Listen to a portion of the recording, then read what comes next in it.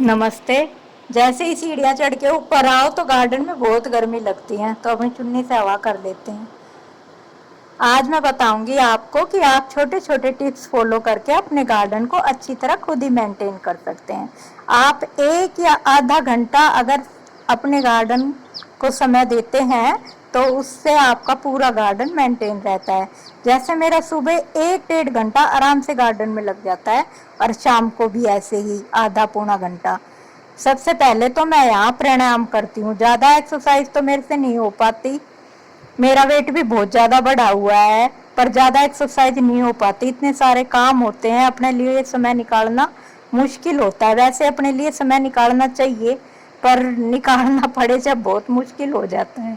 और सब चीज़ों में इतना मन होता है, सबके लिए टाइम निकाल पाते हैं, अपने लिए टाइम नहीं निकाला जाता।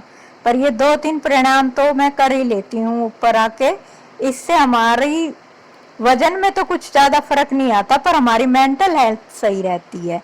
जैसे हम कपालभाति करते हैं, अनुलोम विलोम करते हैं, भ्रामरी प्राणायाम करते हैं, इनसे हमारे शांति बहुत मिलती है और हमारी मेंटल हेल्थ अच्छी रहती है। वरना इतना काम करके गुस्सा चिड़चिड़ापन आना ये स्वाभाविक बात है, पर जब हम सुबह सुबह थोड़ा सा टाइम अपने आप को दे देते हैं, शांति से 2-4 प्राणायाम कर लेते हैं, थोड़ा मेडिटेशन कर लेते हैं, तो फिर हमारा ये गुस्सा चिड़चिड़ापन खत्म हो जाता है। भ्रामरी प्राणायाम से आपको बहुत फर्क मिलेगा, ये मैं खुद ही कह रही हूँ।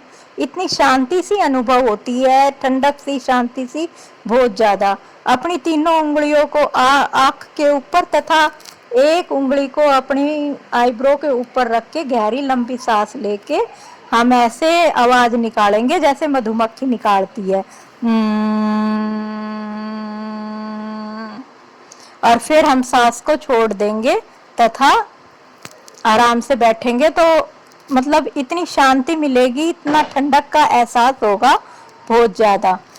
इस तरह उसके बाद मैं अपने पूरे गार्डन में निगाह मारती हूँ, कौन सा पौधा खराब है, किस पौधे में ज़्यादा फूल आए हुए हैं, किस में कम आए हुए हैं, किसकी पत्तियां गल रही हैं।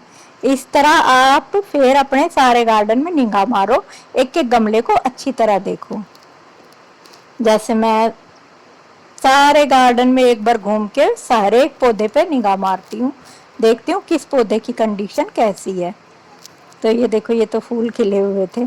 उसके बाद ये बारिश के दिनों में सबसे ज्यादा दिक्कत हमारे सदाबहार के पौधों को आती है।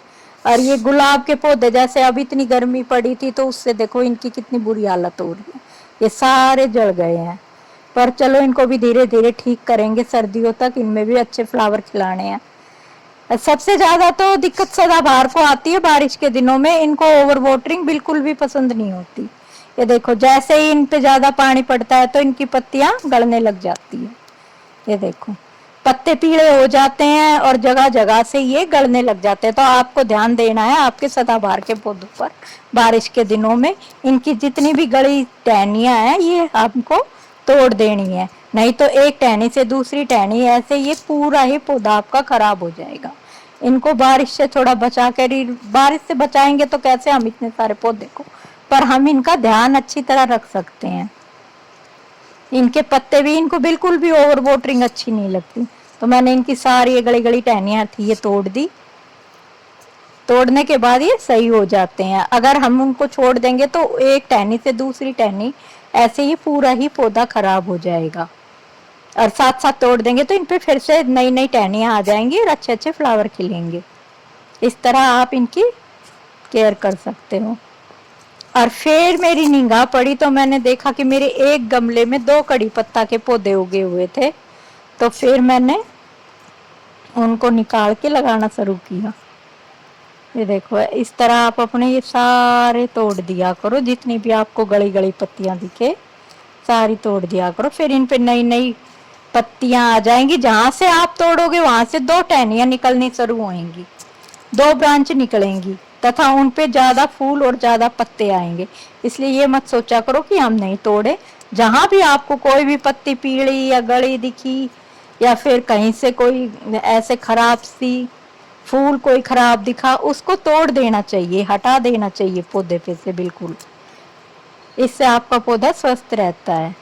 देखो मैंने सारी जितनी भी इनकी गली गली पत्तियां थी सब हटा दी, जहाँ से डाली कटी हुई गली हुई थी वो डाली भी तोड़ दी। इस तरह मैं अपने सारे गार्डन पे निगाह मारती हूँ। फिर इस गमले में ये 2 कड़ी पत्ता के पौधे लगे हुए थे, तो ये दोनों इसमें ग्रो नहीं हो पाते, इसलिए मेरे को ये एक पौधा अलग करना पड़ा और इसको हम दूसरे गमले में लगाएंगे। तो मैं आपको बताती हूँ कि आप अपने आप ही बिना माली के अपना पौधा कैसे लगा सकते हैं। जैसे अब मैंने ये पौधा निकाल लिया, तो अब हम इसको दूसरे गमले में लगाते हैं। आपको किसी माली की जरूरत नहीं है, आप खुद ही लगा सकते हैं। ये मट्टी का, जैसे हमने एक ये मट्टी ली, एक डब्बा मट्टी ली, तो इतनी हमें ये गोबर की खाद लेनी है। और जो भी हमारे पत्ते होते हैं गले वाले, वो हमको फेंकने नहीं है, इकट्ठे कर लेने हैं। तो मैंने इसमें ये आधे से थोड़ा तो ये पत्तों से ही भर दिया, इससे हमारा गमला बहुत हल्का रहता है, वजन नहीं होता। फिर मैंने मट्टी का और उस खाद का ये मिक्सर बना लिया। अब हम इस मिक्सर को इस अपने पोट में डाल देंगे। मैं वैसे पोट कम ही खरीदती हूँ, मेरे पास ये प्लास्टिक के डब्बे बहुत ज्यादा होते हैं, क्योंकि हमारी दुकान है वहां से निकलते रहते हैं, तो मैं ज्यादा इन्हीं में ही पौधे लगा लेती हूँ। प्लास्टिक का भी यूज हो जाता है और हमको गमले भी नहीं खरीदने पड़ते। तो मट्टी भर के मैंने उसमें गड्ढा खोद के और ये पौधा लगा दिया, और ये देखो कितना सुंदर सा पौधा लग गया। और इसमें ज्यादा टाइम भी नहीं लगा, सिर्फ हमको 10 से 15 मिनट का टाइम लगता है मुश्किल से। ये लग गया हमारा पौधा। अब हम इसमें थोड़ा सा पानी डाल देंगे। इस तरह छोटे छोटे टिप्स फॉलो करके आप बहुत अच्छा गार्डन बना सकते हो और उसको खुद ही मेंटेन कर सकते हो। घबराने की जरूरत नहीं है कि हम गार्डन को कैसे मेंटेन करें। और वीडियो अच्छी लगी हो तो लाइक शेयर सब्सक्राइब।